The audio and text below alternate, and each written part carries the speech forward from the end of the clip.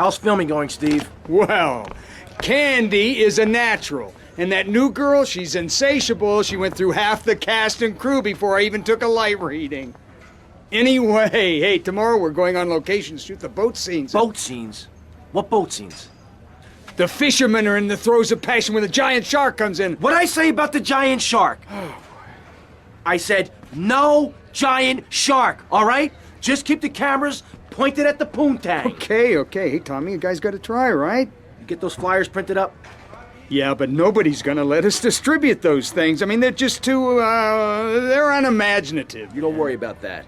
I've got my own ideas for distribution. Okay. Hey, Candy, in my trailer.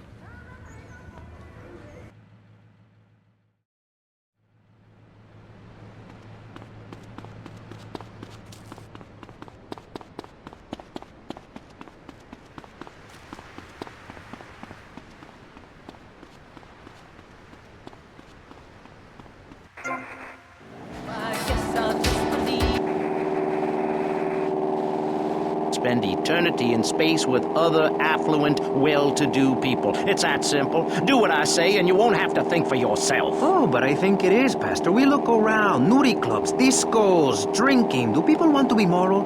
Can you legislate morality?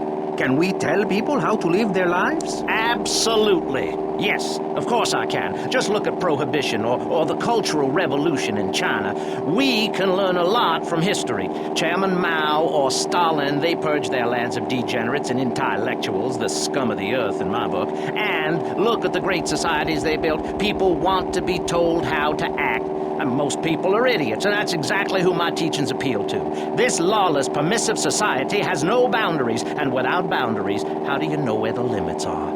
You have to know what's good and what's evil. You need someone to tell you so. Single moms have obese kids, it's a fact, while rich people have a lot of guilt, unnecessarily, in my opinion. I agree. I don't think these people understand just how hard it is to potty train. You have to give a treat when Precious makes a poopy.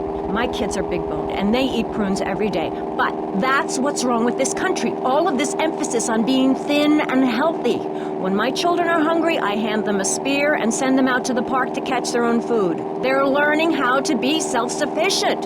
Yesterday, my youngest, Jono, killed the postman, but at least he was trying. So I gave him a cuddle. I told him to hit Daddy next time he comes home late, smelling of cheap perfume. Okay. It's time to take a break before we hear about any more criminal acts against government employees. You're listening to Pressing Issues. Morality is the subject at hand. Let's explain exactly how free radio without commercial breaks works. We'll be right back.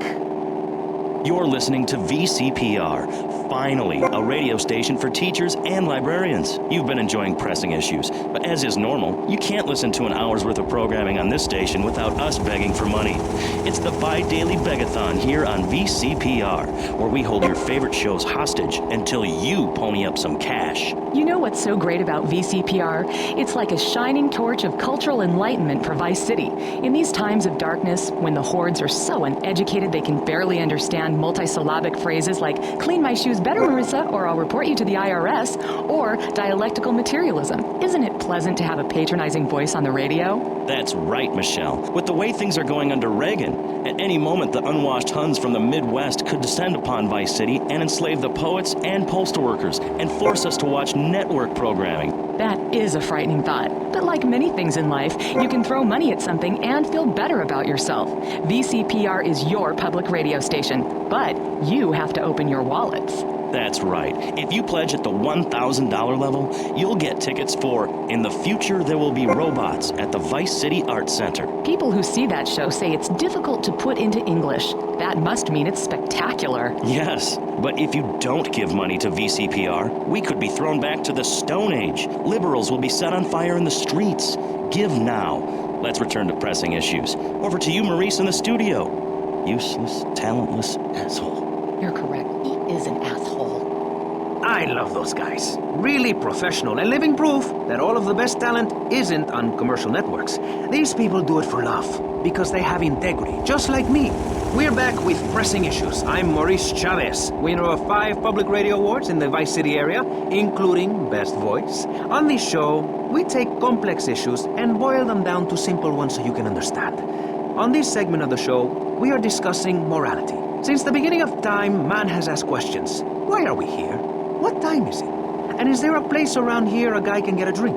Early man, as seen in the cave of Lascaux in France, questioned the morality of making the mammoth extinct. I think we all know what happened there. Is it society's job to tell each other how to live? Recently, my city considered passing a public curfew that says nobody can be on the streets after 8:30 p.m. Of course, the bill didn't get passed, but it made people think. If you don't vote, you get morons in charge. Is that moron? I'm not sure. Let's press the issue. Children should...